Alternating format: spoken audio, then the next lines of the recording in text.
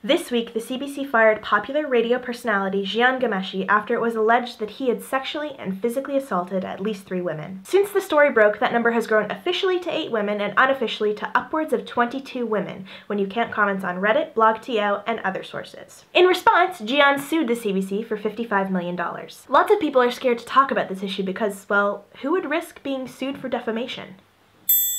Without further ado, my Jian Ghomeshi-inspired makeup tutorial. First step, foundation.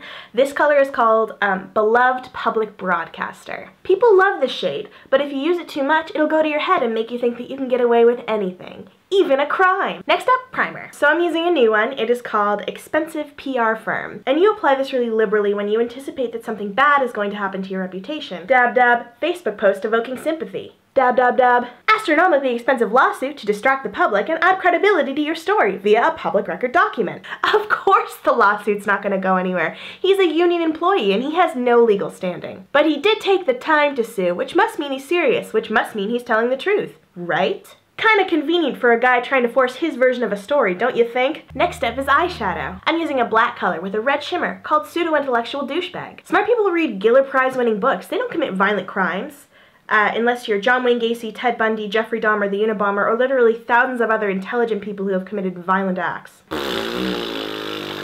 Next up is a pink, shimmery eyeshadow called Anonymous Still Counts. A lot of people critique the use of the anonymous shade, like it's unreasonable to be afraid of a beloved national public figure who has hurt you and lied to you and slandered your name before you even got the opportunity to share your side of the story. I'm also using a special brush this week called 2 to 4%, which is the percentage of rape claims made to the police that turn out to be false. Let me repeat that for you. Only 2 to 4% of reported rapes turn out to be false. The blush I'm using today has been misidentified as a color called BDSM in a lot of other makeup tutorials. But the actual color we're going to use is called Straight Up Assault. If you compare them side by side, you can see that BDSM has elements of other popular blushes in it, like you can see a glimmer of continuous consent in there, you see some aftercare, you see rigorous rules and restrictions, you see respect. There's a heavy pigmentation of respect mixed into BDSM. If you look at Straight Up Assault, you'll see none of that. They're 2 completely different colors, and one should not be mistaken for the other. I'm using a liquid liner today in a color called Blind Ignorance. You're going to want to apply it quickly, confidently, and without really critically thinking. Like, your hero has just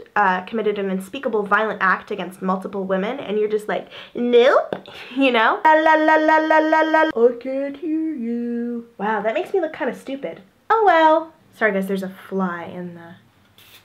I call this stuff the CBC because when it sees vermin, it takes care of it. And finally, lip color. The color I'm using is Why Does This Keep Happening? Why do we keep letting powerful men get away with violence? Why do we expect the world from the victim but accept a Facebook post from the villain? And why time after time do we see a woman in trouble and choose to not believe her? Yes, we still need more information about this incident, but if even the bare-bones ideas presented to us right now are true, then this is way beyond a pithy sex scandal we all can laugh at. This is a violent sex crime committed by a man in power, seemingly with no remorse, and something needs to be done about that. If you like this video, click subscribe. I make a new video every single week. You can also find me on Twitter, Tumblr, and on Facebook down below, and I've included a selection of other videos for you to check out. Bye.